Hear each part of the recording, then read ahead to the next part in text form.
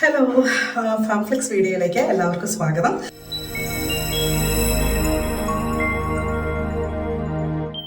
Vietnam visa apply ചെയ്യുമ്പോഴത്തേക്കും ശ്രദ്ധിക്കേണ്ട കാര്യങ്ങളെ പറ്റി ഉള്ള ഒരു ഇൻഫർമേഷനുമായിട്ടാണ് ഞാൻ വന്നിരിക്കുന്നത്. ഇപ്പം നിങ്ങൾ വിയറ്റ്നാമിന് പോകാൻ പ്ലാൻ ചെയ്യുന്നുണ്ടെങ്കിൽ നിങ്ങൾക്ക് വിയറ്റ്നാം വിസ വേണം.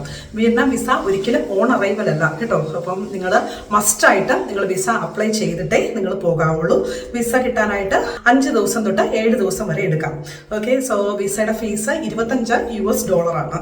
ഓക്കെ, നിങ്ങൾക്ക് ഓൺലൈനിൽ അപ്ലൈ ചെയ്യാം. ഓൺലൈനിൽ അപ്ലൈ ചെയ്യുമ്പോൾ ശ്രദ്ധിക്കേണ്ട 1-2 കാര്യങ്ങളുണ്ട്. സോ വിസ അപ്ലൈ ചെയ്യുന്നതിന് മുമ്പേ നിങ്ങളുടെ കയ്യിൽ ഒരു പാസ്പോർട്ട് സൈസ് ഫോട്ടോ ഉണ്ടായിരിക്കണം. അതിന് പ്ലെയിൻ ബാക്ക്ഗ്രൗണ്ട് ആയിരിക്കണം.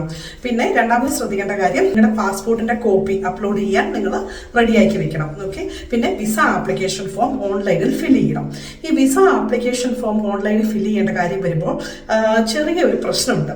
അതായത് ഇപ്പം ഇന്ത്യൻ പാസ്പോർട്ടിലാണെങ്കിൽ വ്യക്തമായിട്ട് കൊടുത്തിട്ടുണ്ട് സർനെയിം. ഇപ്പം ഉദാഹരണത്തിന് ഇപ്പം എൻ്റെ പേര് നീനു തോമസ് എന്നാണ്. അപ്പം എൻ്റെ surname Thomas, first name Neenu എന്ന് വ്യക്തമായിട്ട് കൊടുത്തിട്ടുണ്ട്. പക്ഷേ ചില രാജ്യങ്ങളിലെ പാസ്പോർട്ട്, ഉദാഹരണത്തിന് എൻ്റെ കയ്യിലിരിക്കുന്ന ഓസ്ട്രേലിയൻ പാസ്പോർട്ടാണ്. സോ എൻ്റെ ഓസ്ട്രേലിയൻ പാസ്പോർട്ടിൽ ജസ്റ്റ് നെയിം എന്നേ കൊടുത്തിട്ടുള്ളൂ. സർനെയിമും ഫസ്റ്റ് നെയിമും ഡിഫറൻഷിയേറ്റ് ചെയ്ത് കൊടുത്തിട്ടില്ല. ഓക്കെ, സോ അതൊരു പ്രശ്നമാണ് നമ്മൾ വിയറ്റ്നാം വിസ അപ്ലൈ ചെയ്യുമ്പോഴത്തേക്കിനും. ഓക്കെ, സോ നമ്മളിപ്പോൾ സാധാരണഗതിയിൽ ഞാൻ എങ്ങനെ അപ്ലൈ ചെയ്യാൻ പോകുന്നത്, വിസ ഡോക്യുമെന്റ് ഫില്ല് ചെയ്യുമ്പോഴത്തേക്കും ഞാൻ സർനെയിമിന്റെ സ്ഥാനത്ത് തോമസ് ഇടും, ഫസ്റ്റ് നെയിമിന്റെ സ്ഥാനത്ത് നീനു ഇടും.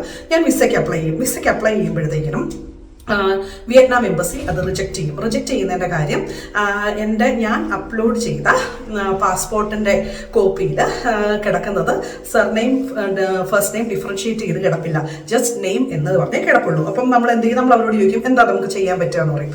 അവരെന്ത് പറയും, നിങ്ങൾ നെയിം ഡബിൾ ചെയ്ത് കൊടുത്തോളാൻ പറയും. ഓക്കെ, അപ്പം ഞാൻ എന്ത് ചെയ്യും, ഞാൻ വീണ്ടും അപ്ലൈ ചെയ്യും. വീണ്ടും അപ്ലൈ ചെയ്യുമ്പോഴത്തേക്കിനും സർനെയിമിൻ്റെ സ്ഥാനത്ത് നീനു തോമസ് കൊടുക്കും, ഫസ്റ്റ് നെയിമിൻ്റെ സ്ഥാനത്ത് പിന്നെ നീനു തോമസ് കൊടുക്കും. എനിക്ക് വിസ അടിച്ചു കിട്ടും.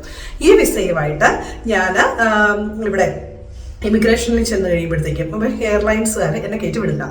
ഇമിഗ്രേഷൻ ചെല്ലുമ്പോൾ എയർലൈൻസിൽ ചെല്ലുമ്പോഴത്തേക്കും budget airlines like Air Asia, VietJet, ഇവർ നമ്മളെ കയറ്റിവിടത്തില്ല. ഓക്കെ, കാരണം അവർ പറയുന്നത് നിങ്ങളുടെ ഫസ്റ്റ് നെയിമും സർനെയിമും എങ്ങനെയാണോ അതുപോലെ തന്നെ കൊടുക്കണം, നെയിം ഡബിൾ ചെയ്ത് കൊടുക്കാൻ പറ്റില്ല.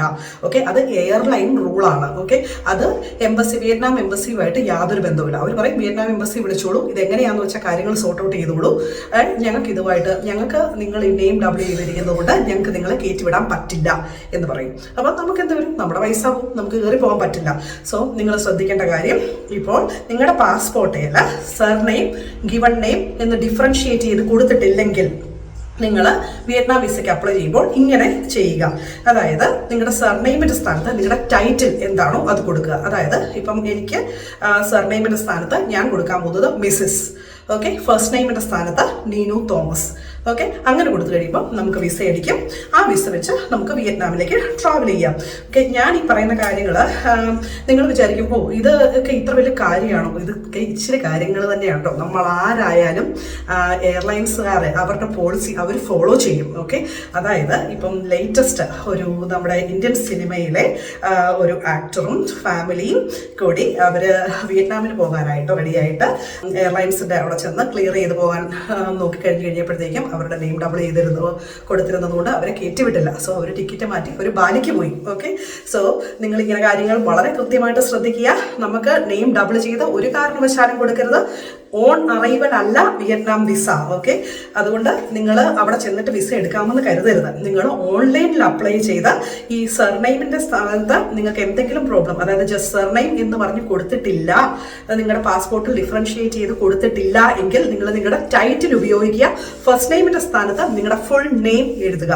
ഓക്കെ, അങ്ങനെയാകുമ്പോഴത്തേക്കും നിങ്ങൾക്ക് വിസയ്ക്ക് യാതൊരു പ്രോബ്ലം വരില്ല. നിങ്ങൾക്ക് വിസ അടിച്ചു കിട്ടും.